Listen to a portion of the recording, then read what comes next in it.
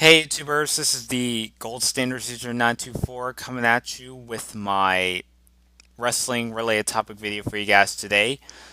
So I'm going to do something a little bit different as opposed to what I normally do when it comes to my WWE pay-per-view reviews, where I would tend to go to an in-depth analysis regarding each match that's featured on the main card. So I'm going to do something a little bit different and try to simplify these reviews as best as I can. Particularly some of the minor pay-per-views, since I don't think they really need as much discussion compared to the major pay-per-view events like what I've been doing up until this point, with the most recent being the Royal Rumble. And Wrestlemania is also coming up, so I'm obviously going to make a more in-depth analysis on that show. And, some of the big four pay-per-views that WWE tends to provide each year. But when it comes to some of the minor pay-per-views, like what just happened with Elimination Chamber and Fastlane, so I'm just gonna try my best and provide a summary regarding what my thoughts are concerning those pay-per-views, and not really go into detail regarding some of the little, like one of those filler matches that don't really have any story or build up, or matches that are kind of phoned in at the last minute. So I'm not going to go into detail regarding Cesaro and Jinder Mahal, which happened at Fastlane, for instance. So even if I do bring it up, I'm just going to basically provide a short answer and just move on from there. So there's really no reason to go into detail regarding a filler match that you would see on like a kickoff show, or a match that just doesn't really have a lot of stakes running high, so to speak. I'm just going to kick things off with my thoughts concerning the Elimination Chamber pay per view. A pay per view that's run by the SmackDown roster, or the SmackDown brand, so to speak. And overall, I gotta say, this was actually a really solid show. Not necessarily a show that set the world on fire, per se, but I thought it was a very, very watchable show. And it actually opened up with a very solid match between the returning Mickie James taking on Becky Lynch. And it actually didn't really get as much time as I thought it would get, but it was actually a really solid way to open up the show. I think that Mickie James really showed that she could really still go, even throughout the past couple years, since she hasn't really been in WWE.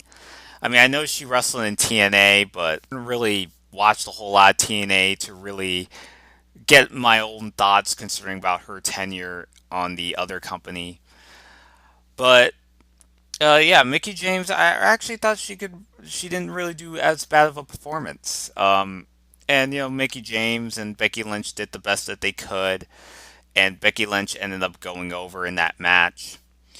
So it was actually a pretty good way to open up Elimination Chamber. Interesting enough, there's not only one, not two, but three women's matches on the card, which was actually pretty unheard of, especially with the track record of WWE when it comes to presenting their women's division. But in recent years, they've really started to really take notice and try to provide a more, provide a lot more depth to the women's division than just being kind of like the buffer match, especially back in the day where women's matches would last like 4 or 5 minutes. But especially in this day and age where it's kind of presented as sort of a big deal.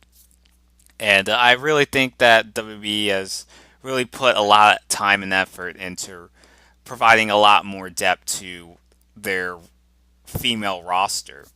Particularly the SmackDown brand, which for the most part I thought up until this point, that since they reinstated the brand extension, that they've really done a really great job in presenting or spotlighting a lot of their woman wrestlers on that brand. Becky Lynch ended up going over Mickie James in that match. I think you also had the tag team turmoil with the American Alpha going in as the tag team champions, which wasn't really a very long match, and it was kind of there to really spotlight American Alpha and really showcase them as the number one tag team on the SmackDown brand. So there isn't really much to write home about when it comes to the tag team turmoil.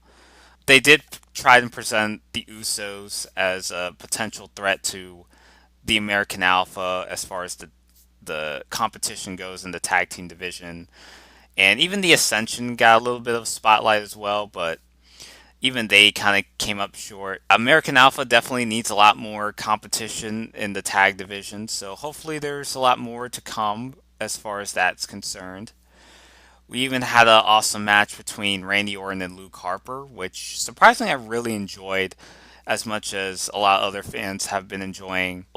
Randy Orton won the Royal Rumble from the previous month and continuing his winning streak and therefore challenging Bray Wyatt for the WWE title at WrestleMania. Luke Harper, I'm not really sure what they're going to even try to do with Luke Harper. I mean, Randy Orton did make Luke Harper look like $1 million in that match. So I don't expect WWE to automatically push Luke Harper to the moon per se, but it'll be interesting to see how over Luke Harper continues to get as the year goes on. But for now, it seemed like all signs are pointing towards Randy Orton and Bray Wyatt, and they've kind of gone through hell and back, and especially holding the tag team title belts, and then even losing the belts. And now Orton, even though he won the Royal Rumble, and it seemed like they were kind of teasing of whether or not he would challenge Bray Wyatt, especially now that I was spoiled by the main event of the Elimination Chamber match itself, that Bray Wyatt ended up coming out on top as the WWE champion, holding that title belt for the first time. They've kind of been back and forth as far as the storyline's concerned and whether or not Randy Orton was willing to utilize his Royal Rumble contract clause to take on Bray Wyatt. But it seems like that's going to be the case. I mean, they did a Battle Royal, which AJ Styles, Luke Harper were the final two competitors. And there was like a botch that a lot of people criticized because AJ Styles landed first and Luke Harper looked like he won the match, but they decided to do a one-on-one match between Luke and AJ Styles, which AJ Styles won. So, and then like AJ Styles had to utilize the Royal Rumble clause.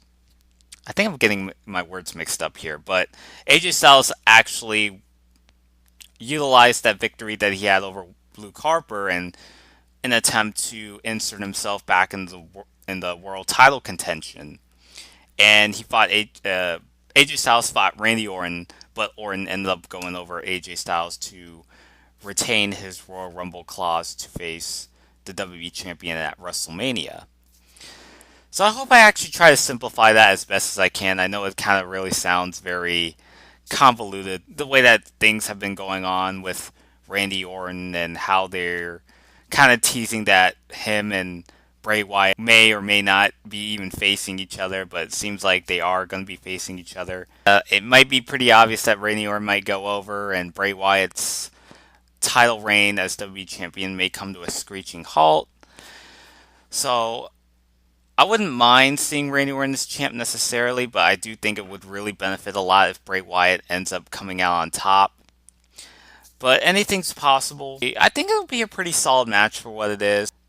Also, we have is Nikki Bella and Natalia, which is a match that's been building up for months and months and months about who attacked Nikki Bella at Survivor Series because she was originally slated to lead as captain of SmackDown, taking on Charlotte's team of Raw.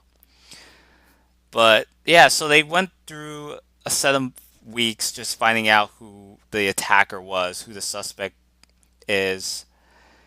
And it turns out that Natalia actually attacked Nikki Bella in the weeks leading up to the Elimination Chamber. So they end up having a match. I didn't mind the match necessarily. Some people had problems with it, but I actually really enjoyed it. Although the ending of the match kind of puts it down. Now, they did have the Falls Count Anywhere match to kind of blow off the feud on SmackDown, which ended with Maurice interfering in that match. But I don't mind if they had done the Falls Count Anywhere match at Elimination Chamber. But, I mean, it is what it is. I thought Nikki and Natalia did the best that they could.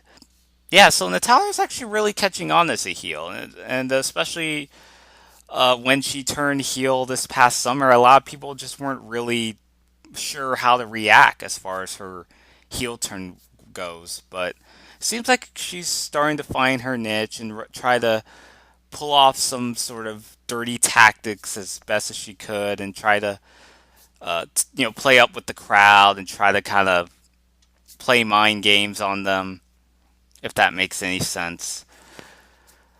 But yeah, Natalia and Nikki Bella, I thought that was actually a very fun match for what it was.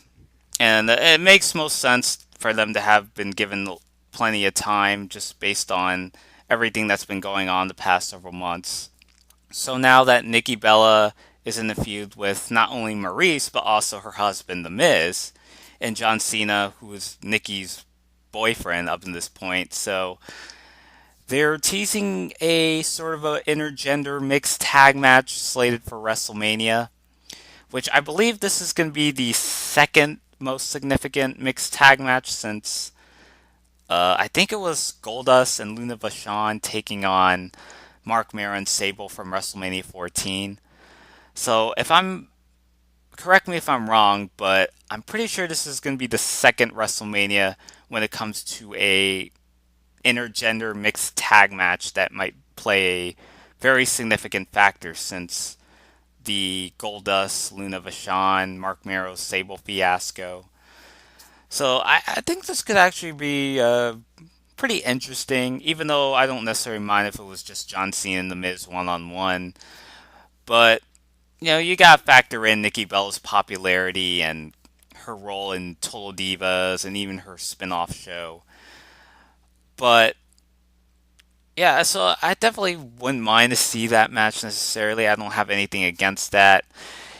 I guess maybe I do a little bit with John Cena as far as his role at WrestleMania is concerned, since going into it, a lot of people speculate that John Cena was going to face The Undertaker, but unfortunately, that's not going to be the case, and Roman Reigns is ending up fighting The Undertaker instead. So I think this is going to be one of those WrestleMania, especially in recent years, that John Cena's kind of been stepping down as far as marquee WrestleMania matches are concerned, and try to focus more on, as an undercard performer, even though, despite the fact that he's a big time player in the WWE, but they're kind of trimming down Cena's role to a minimum when it comes to his uh, popularity status in WWE, especially since he's kind of away from the WWE title for now.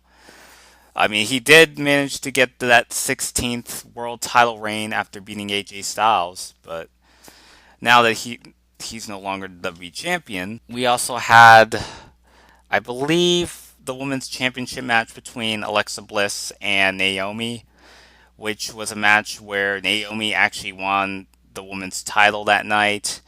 And even though Naomi managed to walk away as the women's champion, she ended up suffering an injury, so she had to. Well, you would think that she was gonna vacate the women's title, but they actually did a match where eventually Alexa Bliss ended up winning back her women's title that she lost the first time around. So now that Alexa Bliss is champion, it seems like she's playing up this whole factor that there's no one around her that's better than her and that there's just less competition. So it seems like now that they're sanctioning a multi woman match for the SmackDown Women's title at WrestleMania. So, unfortunately, I kind of really feel bad for Naomi, especially since she's been in the company for many years now and she's busted her ass off. Even though I'm not necessarily the biggest fan of Naomi per se, but I mean, she's worked very hard for years and years, and she could never win that big one, particularly the championship belt. But I mean, she finally made that moment at Elimination Chamber, and I mean, there is a possibility that maybe she could be healed up in time to wrestle in Orlando, in her hometown. So that's really my brief thoughts on the Alexa Bliss Naomi match. And the Elimination Chamber match itself was also pretty enjoyable as well.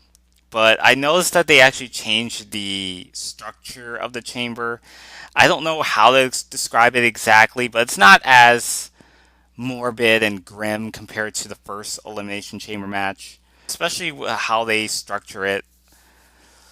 But I mean, the match itself wasn't so bad. I mean, obviously, you won't see any blade jobs, especially for a match that's meant to be one of the most sickest, gruesome structures in professional wrestling when it comes to gimmick matches such as the Elimination Chamber itself. But for what it was, the competitors made the best out of it. John Cena defended the belt against AJ Styles, Dean Ambrose, The Miz, Baron Corbin, and Bray Wyatt. John Cena surprisingly got eliminated before it came down to the final two, which was Bray Wyatt and AJ Styles. And very interesting considering that these two are portrayed as heels. And I mean, AJ Styles has been shown that he's really delivered as a wrestler and even as a character in 2016 last year, and holding that WWE title belt throughout the remainder of that year. But yeah, I really thought that they should have kept the belt on AJ Styles, but it seemed like they're trying to get John Cena to potentially break Ric Flair's record. But John Cena ended up losing that title belt. AJ Styles, it looked like he was going to win the match, but Bray Wyatt ended up coming back on the advantage, nails the Sister Abigail, pins AJ Styles for the 3 count to win the WWE title belt for the first time. So overall, I gotta say, Elimination Chamber is a very solid pay-per-view. Definitely a pay-per-view that I really enjoyed. But then we get to Fastlane. And Fastlane was a pay-per-view that, on the other hand, as opposed to the Elimination Chamber, I just thought that Fastlane was kind of a step down as far as a Raw pay-per-view is concerned. And I really wonder exactly as to whether this pay-per-view was even necessary. I mean, I knew going into it, especially with the main event between Goldberg and Kevin Owens, that obviously Goldberg was going to go over Kevin Owens, but it was just a matter of how he was going to get over.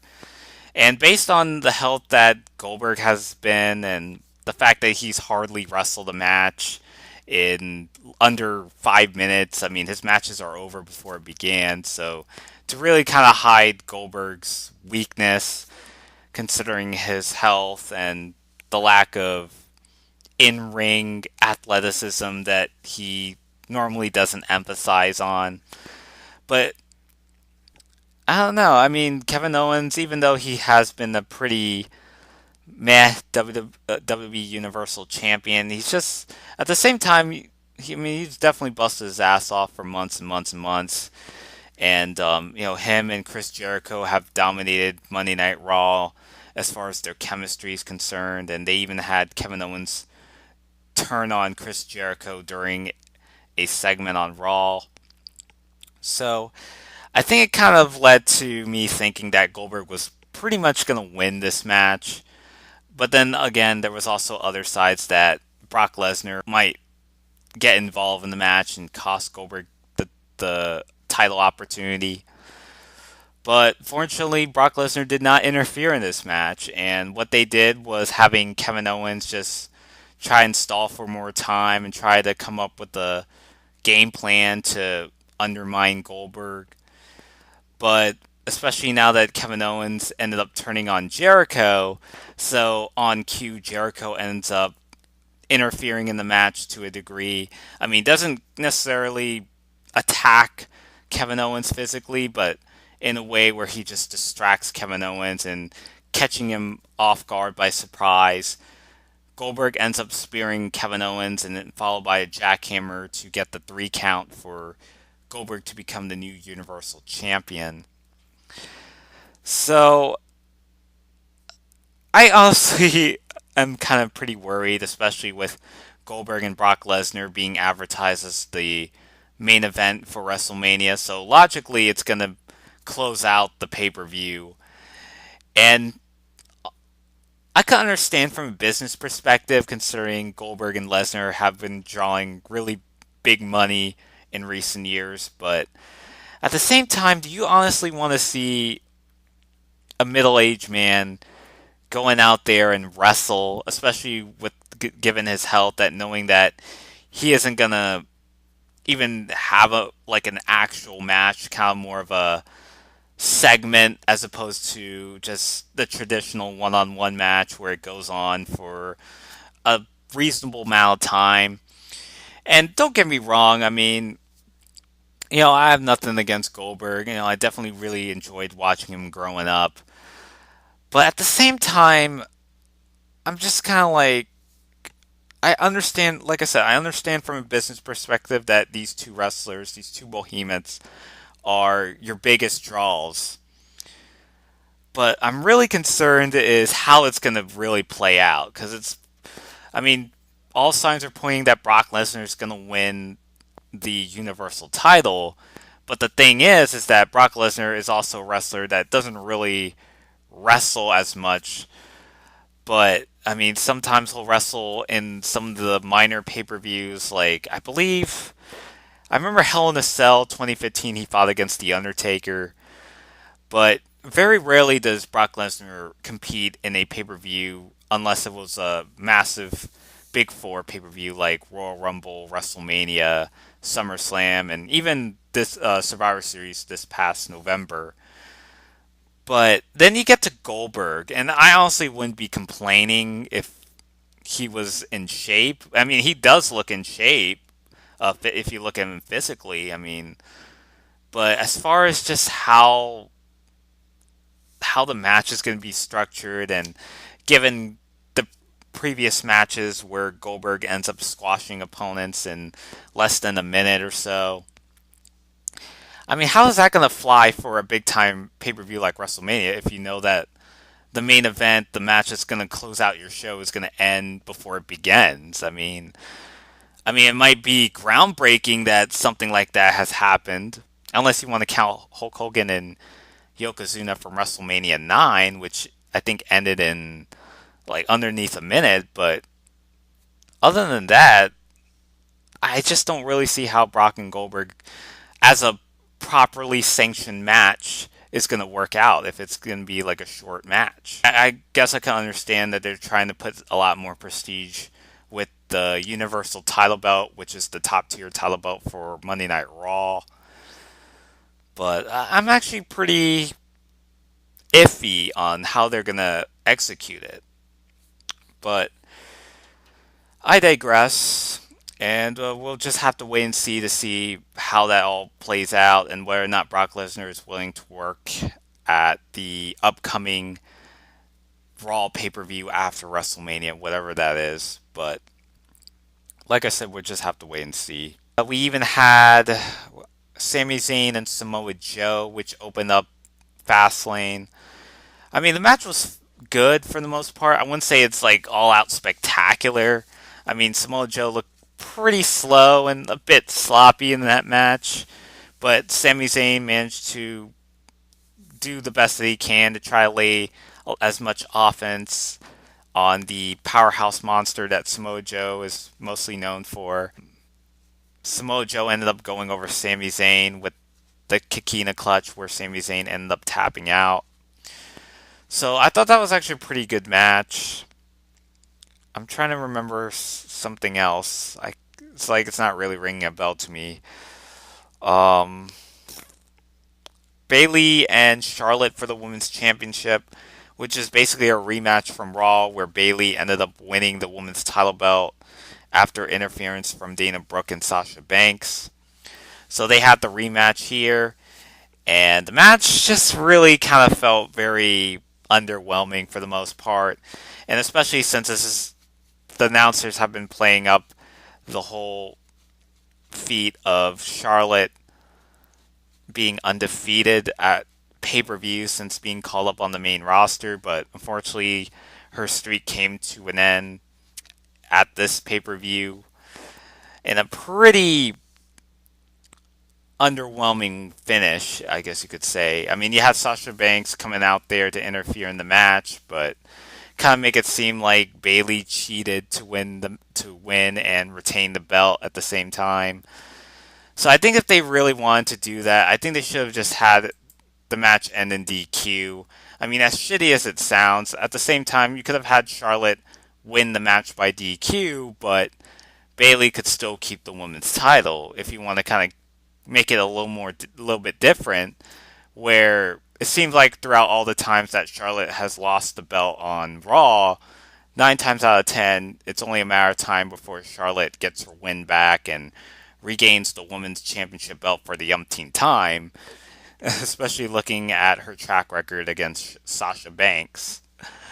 But that didn't happen here with Bayley. But now that they're putting them in the triple threat match at WrestleMania, I think that they might add Nia Jackson to that picture as well, considering they've been heavily featuring Nia in recent months. It wouldn't surprise me if they make it a fatal four way. The women's division on Raw is just really on life support.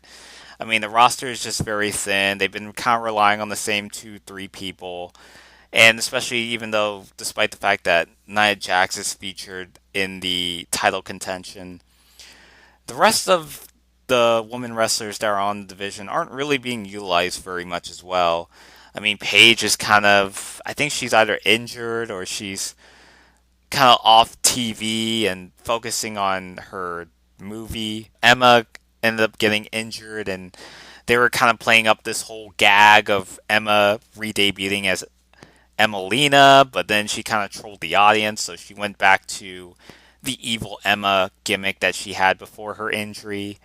I think Summer Rae's injured, so I haven't really seen her on TV. Alicia Fox is featured, but she's kind of underutilized, and she's kind of in a program with some of the cruiserweight wrestlers, or at least associated with the cruiserweights. It really goes to show you just how thin it is and how much lacking potential that the women's division on Raw has compared to SmackDown, where there's just a lot more variety and opportunities for the women wrestlers to be featured. So they really definitely need to step up, and I think that will eventually call up some female wrestlers from NXT, maybe sometime after WrestleMania. I mean, that's kind of like their track record when it comes to calling up wrestlers from their developmental system. I think it will happen eventually. It's just a matter of when. New Day is going to host WrestleMania, so they're not going to be competing in the match, at least not that I know of. Let's see. Enzo and Cass fought the Bullet Club, and they came up short. Now Kevin Owens and Chris Jericho are also sanctioned for a match at WrestleMania for the U.S. title. It's kind of ironic considering the fact that even though they're fighting for the U.S. title, neither of the two wrestlers are from the United States and that they're from Canada.